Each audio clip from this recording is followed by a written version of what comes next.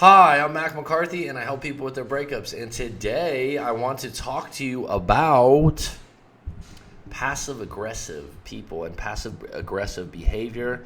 And I've been passive-aggressive in relationships before, and it's something that comes up a lot. And I think that it's one of those things that you can never not do it for the rest of your life. You can be aware of it and wonder why you're acting this way. But I'm sure there's moments at your job or in a relationship or with family members when you say something and you're really tough about it and then you're sorry later on immediately. But you don't want it to be a habit or a way that you communicate regularly, okay? So I just wrote some things out about this. People remember you for how you make them feel. I talk about this a lot. And more specifically, how you make them feel recently, right? Dealing with passive-aggressive people. You want to be tough and demanding, but then retreat with a sorry, being that way when someone replies with a negative response. So I'm talking about the way people are when they're passive and aggressive. They act demanding and tough, and then they retreat to, I'm sorry, I shouldn't have done that, okay? And what happens is it makes people feel on the other end like you are unpredictable and indecisive, and they can't really get a read on where you're coming from. Are you tough or are you soft? You are admitting that you aren't that tough or strong really, and what you say doesn't carry a lot of weight even with yourself, okay? There's a time to be sorry, but if you're just being sorry because you upset someone or made them disappointed in you, but you really don't feel like you did anything wrong, then that's a time when you don't need to be sorry. You just need to accept the fact that that person isn't being receptive to your message, okay? A passive-aggressive person explains they are sorry or wrong once someone reacts negatively to them, pushing them, or is too demanding. They are admitting guilt, but also seeking pity. It's highly unattractive, especially to women. So let me repeat that again.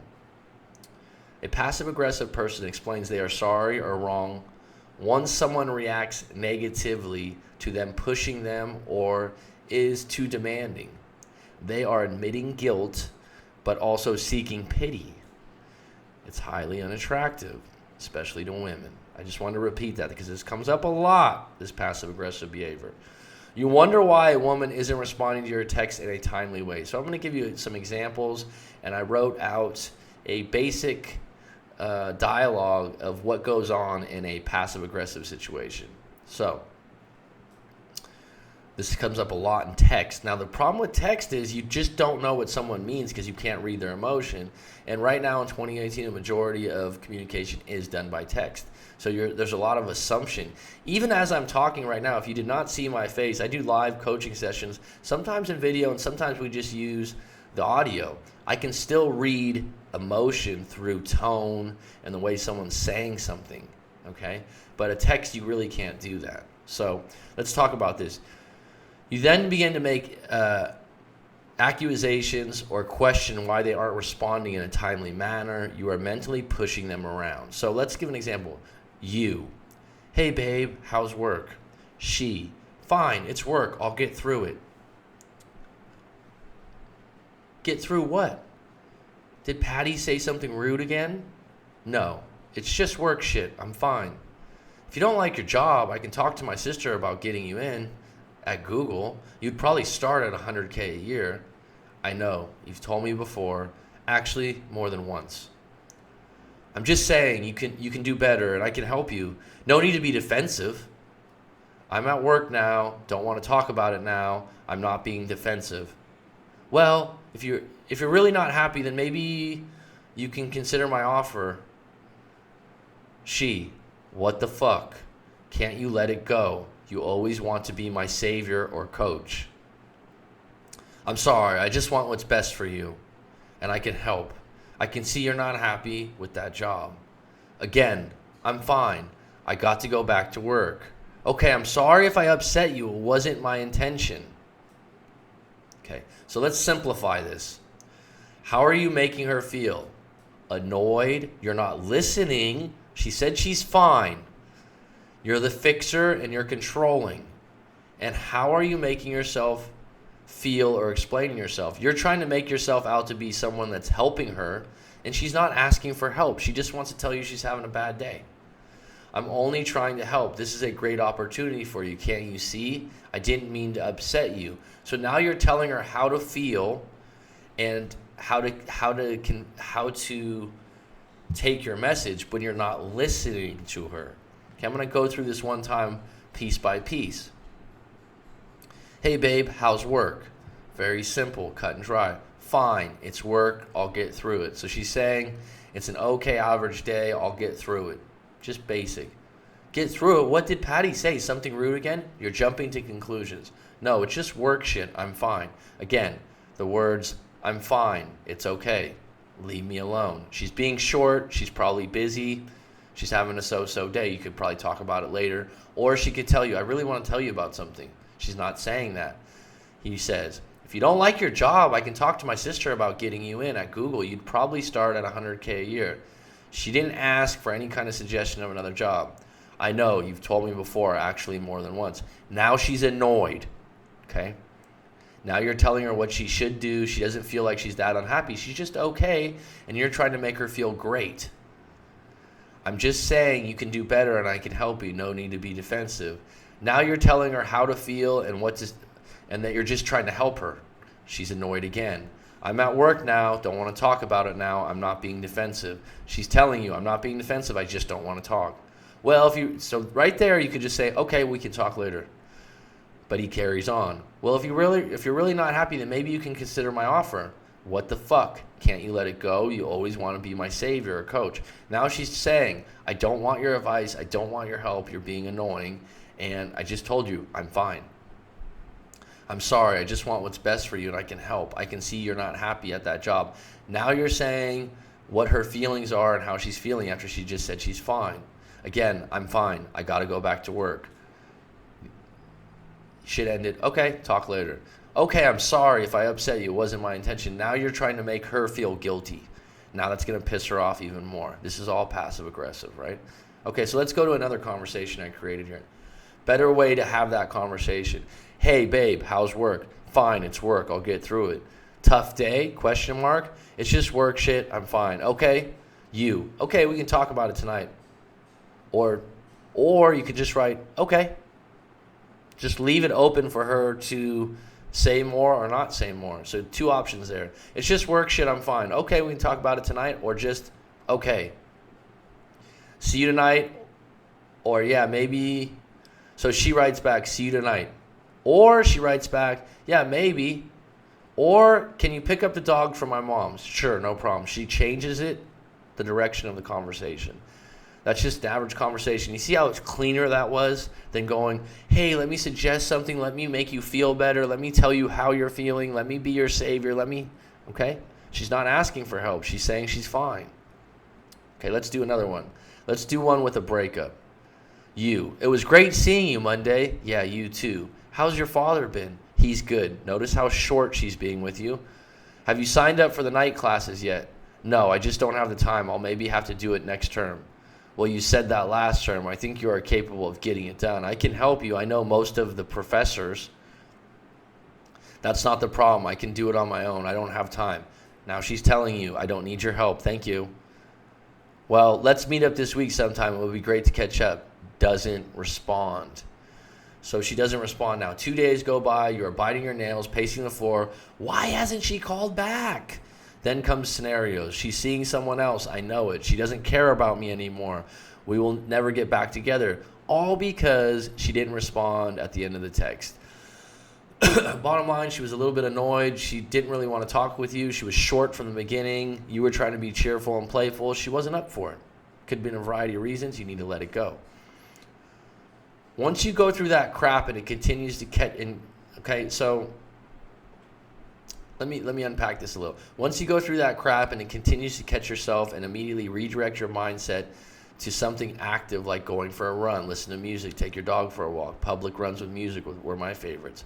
I mention this all the time. But what I'm saying is let's go back to this. If this happens to you, the person doesn't respond, because I hear this all the time, and then you're biting your nails, you're pacing the floor. As soon as you come up with these scenarios or these false narratives or these stories you've made up, you need to get out and get active and do something else. because you're going to create a story so bad that you're going to need to contact them, and you're going to make them more annoyed and irritated with your needy and clingy behavior. So if, for example, you went on a run or a walk, while running, tell yourself, I'm getting through this. I don't need to chase this woman. I got goals. I'm going to be a lawyer. I'm going to be a teacher one day. I don't know. But have something in your head to combat these negative ideas and this obsessive behavior that you have with this individual that was just texting you about basic things during the day. That's all it is. So, I'm going to live on the beach. I'm going to the gym. I'm getting better. I'm just giving you ideas. I'm. My shy, no. Okay? So don't have your brain chime in. Oh, what is she doing? What is she doing? No, I'm going for a run. I'm changing my life today. I'm getting a good job. Whatever it is, come back to that. Is that going to cure everything in a day? Hell no. Over time, though, compounded, it helps. It helps refocus you on you. The other option, stew or ruminate on the last set of texting, then crack and send her another one. So the other option is you stew, you ruminate. Ruminate is to chew on something over and over again. Hey, what's up? Sun is out. What are you up to? She, delayed response, so she waits 10 minutes. I got to take my dog to the groomer, then get my nails done. You, I can go with you after to take the dog on a walk. I miss that little devil. You, she, I don't want him getting dirty after the groomer. Now she's making up excuses and reasons she doesn't want to hang out with you. Twice. Okay? You, then when's a good time to get together this week? I miss you. Alternative response that's much more powerful. Okay. That's it. That leaves mystery, surprise. Okay, you're not pushing to hang out. Then when's a good time to get together this week? Needy week. Worst response.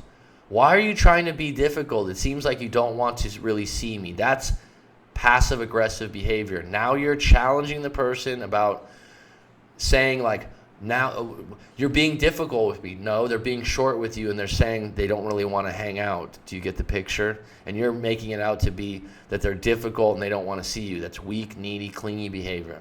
She, no response, or we'll text you later this week. But if she does no response, that leaves you again hanging in the wind. So if she refuses you or the conversation isn't going your way, say, okay, that's it. That's the most powerful thing you can do. She's turned you down 2 times, okay, and then you leave it alone. And then she'll think to herself, what happened? Wow, okay, he accepted the fact that I don't really want to hang out. She knows the door is open. She knows you're interested. Leave it alone. That's it. Best to be the last to speak. Leave her hanging, not yourself hanging at oh, why didn't she text back? Let her know why you're not hanging on her response.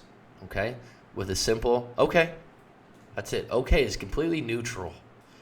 If you can't feel you can be this way, then just stop calling her. She needs to decide on her own that she really wants to talk to you. And don't say something like, well, whenever you're ready to talk, I'll be there. I'm so sick of these responses. When you're ready to go, just let me know.